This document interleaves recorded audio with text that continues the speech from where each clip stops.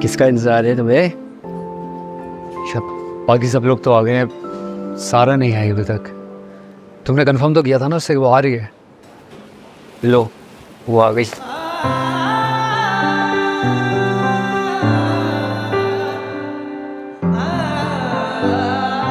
कौन है बॉस? तो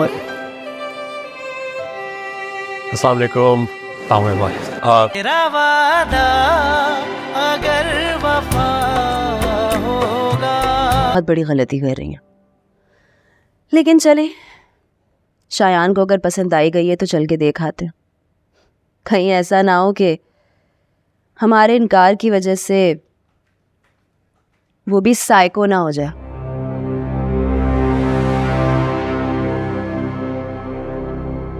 चले, मैं आपसे बाद में बात करती हूँ। ओके। साइको कैसे कहा तुमने? आपको तुम अपनी हद में रहो। वरना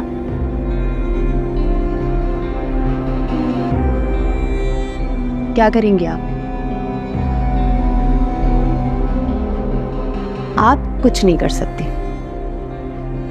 क्योंकि जो बिलाल है ना, वो हर बात में मुझे सपोर्ट करता है। और जब मियाँ की सपोर्ट हो तो दुनिया इधर की उधर क्यों ना हो जाए, कोई कुछ नहीं बिगाड़ सकता। लेकिन अफसोस की बात यह है कि आपको इन सारी फीलिंग्स का क्या पता।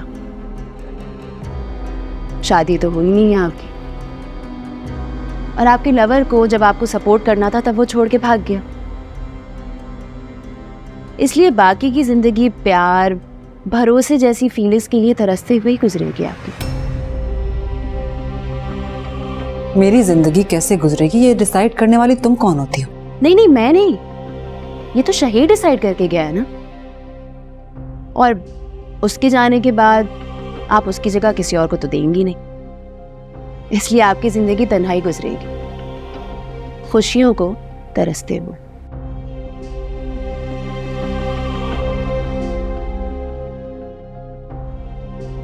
नहीं, मेरी जिंदगी तरसते और तुम्हारे ताने सुनते हुए नहीं गुजरेगी।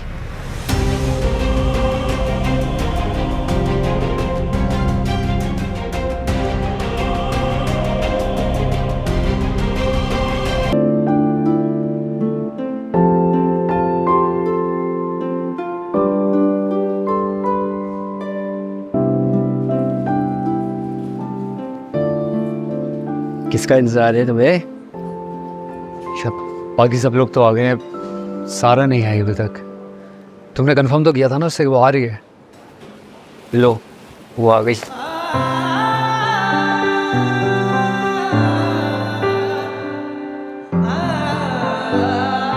कौन है बॉस? तो अस्सलाम वालेकुम। I'm so sorry, excuse me. Hello.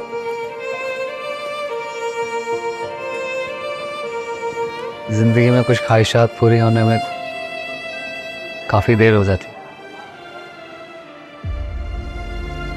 अक्सर सोचा करता था कि शादी के बाद वो डिनर के लिए इस रेस्टोरेंट में लेकर आऊं, लेकिन तब मेरे पास पैसे नहीं थे।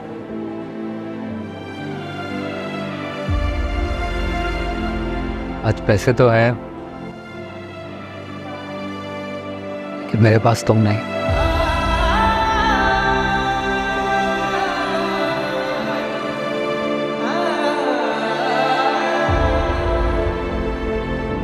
I'm so sorry, बहुत इंपॉर्टेंट कॉल थी इसलिए। आप ये रेहान है, मेरे बॉस और कजिन। अच्छा, आप है रेहान। कैनेडा से कब वापस आए आप? अभी कुछ अर्सा पहले वापस आया। अच्छा, तो सारा बता रही थी कि इतने लंबे अरसे में आपने किसी से कोई कांटेक्ट ही नहीं रखा, ना सारा से ना आंटी से। जिंदगी से कुछ बेदार सा हो गया था, शायद इसीलिए खुद को खुद के लिए महदूद कर दिया था। लेकिन अब काफ़ी समझ चुका हूँ, या यूँ कहिए कि दिल को दुख सहने की आदत सी हो चुकी, इसीलिए आपके सामने खड़ा हुआ। नहीं ऐसे मत कहिए। देखें, मैं जानता हूँ किसी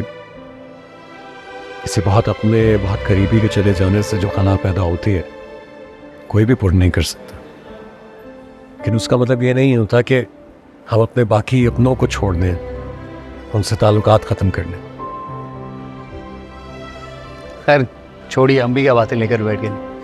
by the way, what do you do? मैं आजकल एक प्राइवेट कंपनी है वहाँ पर जॉब कर रहा हूँ।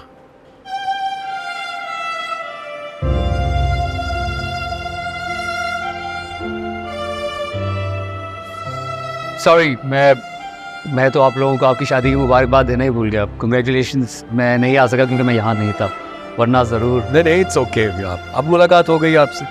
अम्मी होती तो शादी के बाद आप दोनों को ज़रूर दावत पर बुलाती। अम्मी के बिहाफ पर मैं आप दोनों को डिनर पर इनवाइट करना चाहूँगा। इसकी कोई ज़रूरत नहीं है। क्यों? खाला होती तो उनको भी इसी तरह से मना कर देती। खाला नहीं है इसलिए कह रही हूँ, इन सब फॉर्मेलिटीज़ में पढ़ने की ज़रूरत नहीं है। रेहान, मेरे ख्याल में सारा बिल्कुल ठीक कह रही है। आपको इन फॉर्मेलिटीज़ में पढ़ने की कोई ज़रूरत नहीं है।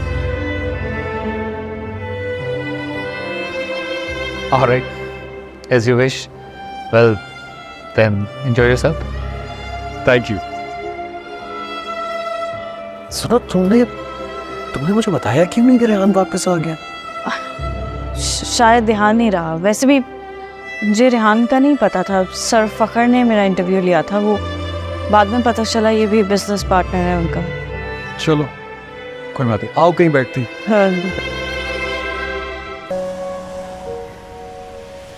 मैं ठीक तो लग रही हूँ ना? कितनी बार एक बात पूछोगी?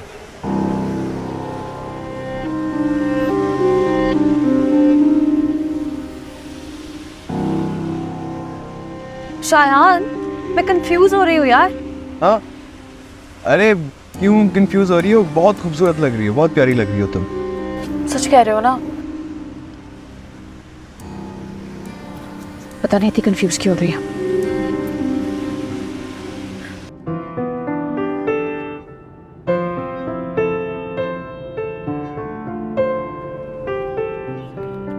मुझे आइडिया नहीं था कि तुमने अली को मेरे बारे में बताया होगा। इस खुशफहमी को दूर कर दो तो बेहतर होगा तुम्हारे लिए। तुम मेरे लिए इतने इम्पोर्टेंट नहीं हो कि मैं अली से तुम्हारा जिक्र करूं।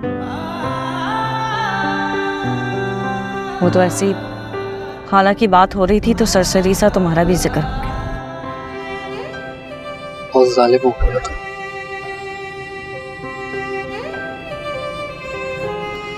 कैसे एक पल में अपने लफ्ज़ों से मेरी खुशियों को रोन दिया तुमने।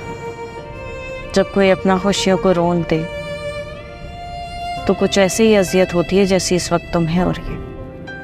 सारा, मेरा कसूर सिर्फ इतना था कि उस वक्त। मिस्टर रेहान, हम एक ऑफिशियल मीटिंग के लिए जा रहे हैं। बेहतर होगा पर्सनल मामला डिस्कस ना करें।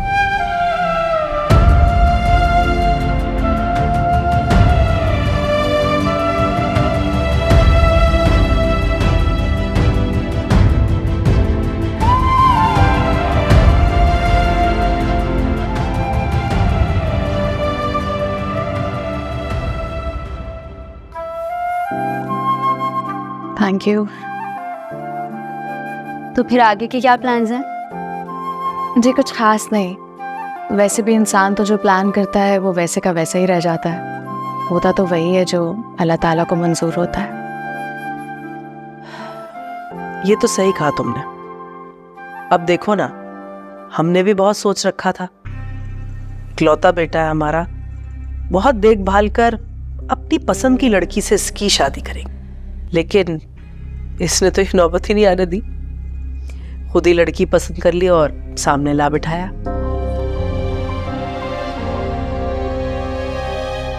वैसे घर के कामों का तजुर्बा है तुम्हें? जी आंटी, मामा की डेथ के बाद ममानी का सारा घर मैं ही संभालती थी। तो फिर घर की जिम्मेदारियों से भागने के लिए तो हॉस्टल शिफ्ट नहीं हुई थी? मारिया, ये किस तरह का सवाल है? अरे, भाभी बनाने के लिए अपनी इनसिक्योरिटी से दूर करूंगी ना। क्यों अम्मी, कुछ गलत तो नहीं पूछा मैंने? आप ठीक कह रही हैं एक्चुअली, आप बिल्कुल ठीक कह रही हैं। मैं घर छोड़ना तो नहीं चाहती थी, लेकिन मेरी ममानी ने मेरे लिए और कोई ऑप्शन नहीं छोड़ा।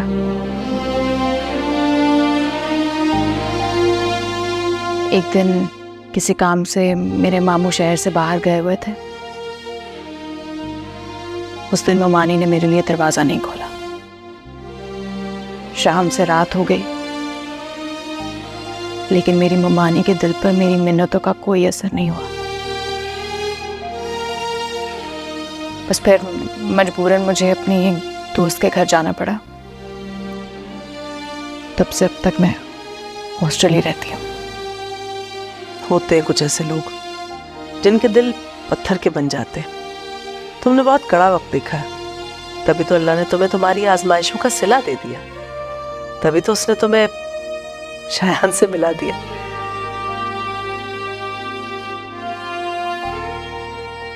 इसका मतलब है बात पक्की समझू? हाँ भाई, बेटा फराब, जाओ मिठाई लेकर आओ। जाओ जाओ जाओ, जल्दी जाओ।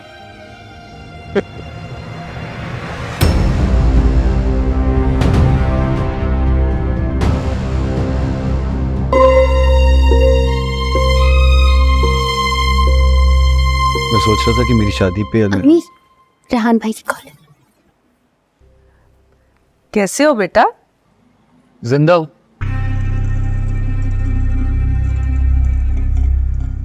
एक्चुअली आपको डिनर पर इनवाइट करना चाह रहा था। हाँ हाँ बेटा, तुम जब बुलाओगे मैं आ जाऊंगी। तो बस ठीक है, कल डिनर साथ करते हैं। मैं लोकेशन आपको इसी नंबर पर फॉरवर्ड कर दूंगा। ठीक है बेटा, मैं आ जाऊंगी इंशाल्लाह। अपना बहुत ख्याल रखना। खुदा हाफिज।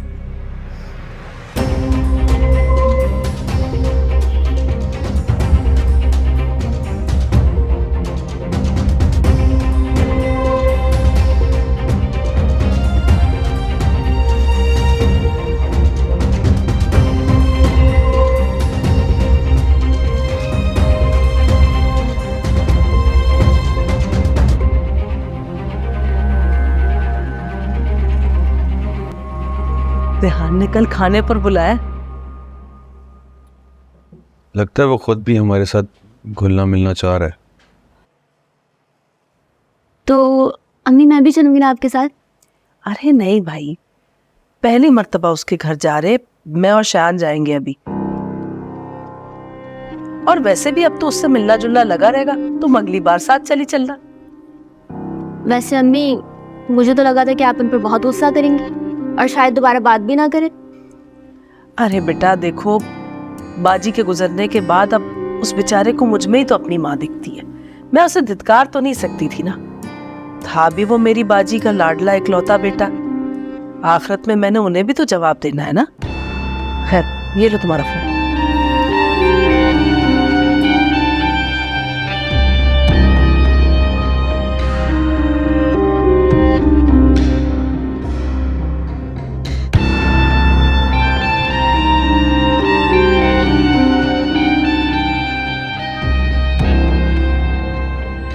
तो अम्मी ने मना क्यों नहीं किया? उनसे कह दो कोई जरूरत नहीं है रेहान के घर जाने की, मैं बाद में बात करती हूँ। सारा, ये रेहान से कोई मसला है तुम्हारा? नहीं तो क्या मसला होना है? नहीं, वो उस दिन तुमने डिनर पर जाने से भी इनकार कर दिया विदाउट एनी रीजन, तो मुझे बड़ा अजीब लगा। एक दफा सोचा तुमसे पूछूं, लेकिन फिर ज़हन में आया कोई पर्सनल इशू होगा तो बिला वजह मुझे इंटरफेयर नहीं करना चाहिए। लेकिन आज तुम आंटी पर अपना फैसला इंपोज कर रही हो, ये तो गलत बात है। मैं जिस सारा को जानता हूं वो रिश्ते निभाना जानती है, ताल्लुक तोड़ना नहीं। तो बताओ क्या मसला है तुम्हारा उससे? सारा, तुमसे कुछ पूछ रहा हूं मैं। खाला बहुत प्यार करती थी रेहान से। अगर वो बाहर जाने की जिद ना करता तो शायद आज वो जिंदा होती। किस किस्म की इनमेच्योर बात कर रही हो तुम सारा?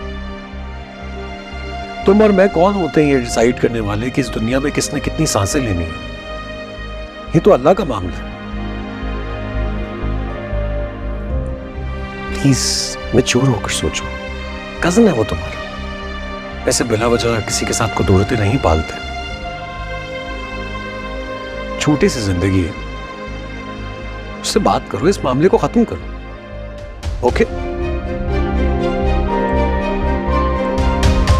चाय पियोगी? आप बनाएंगे? हाँ, मैं बनाने जा रहा हूँ। मैं बना दूँ? नहीं, मैं बना के लाता हूँ। अरे अरे बना रहा हूँ मैं।